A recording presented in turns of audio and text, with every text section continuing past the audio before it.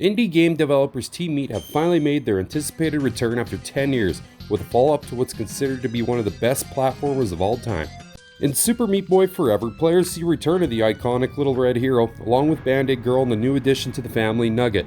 The nefarious Dr. Fetus is once again up to his usual evil antics, this time kidnapping Nugget. Meat Boy sets forth on a cat-and-mouse pursuit that's been familiarized in numerous games over the decades, in hopes of bringing Nugget home safely.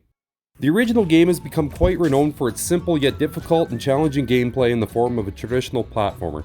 And though developers did carry over the familiar level of difficulty into this next installment, the free-flow controls of the previous entry have been completely retired, presenting itself in the form of an auto-runner this time around. I should also add the game was initially set to release as a mobile title a few years back, so I'm assuming this was the reasoning behind their choice. Now, these types of games are usually not one I jumped into, but having enjoyed the original as much as I did, I kind of felt obligated to give this an honest shot, regardless of the change of gameplay. And to be honest, I was pretty impressed with what the team delivered this time around. The game wastes absolutely no time throwing players into its relentless, unforgiving gauntlet of levels, each riddled with obstacles that will surely push your frustration and anxiety to the limits. I can assure you right now, you're gonna die a lot.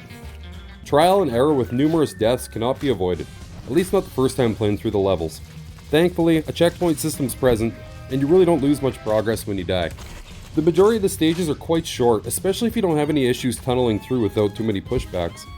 Sadly, this wasn't the scenario for me, at least not for the first while. I'd spend a good 15 minutes alone trying to perfect a well-timed jump over a single saw blade, and eventually, when I was successful, I'd run into the same situation the next stage.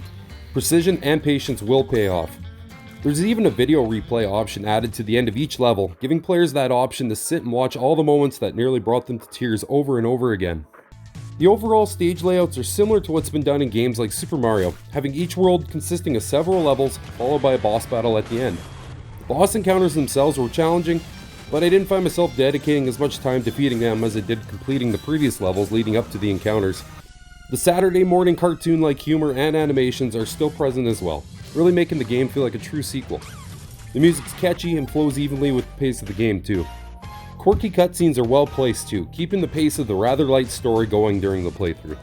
There's no question that Super Meat Boy Forever is challenging, it's supposed to be, but it does well in delivering that sense of reward and accomplishment when you finally progress and clear an area. A ton of replay value is added into the mix as well. Each level keeps track of your time, giving players the option to go back and try to overcome their previous score should they choose to. Collectible items are placed throughout the levels as well, though most are quite tough to obtain. There tends to be a bit of risk-taking when creating a sequel to such a popular title, especially if the creators choose to step away from one of the better-known aspects of what truly made the previous game a success. Personally, I was kind of skeptical at first, but I can say that I adapted quickly to the auto-run formula. My initial playthrough only began to feel daunting as I neared the end of the story itself.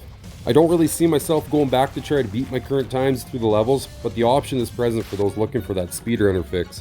Fans and followers of the original game may not welcome these new changes to the Meat Boy world, but that shouldn't push anyone away from trying it.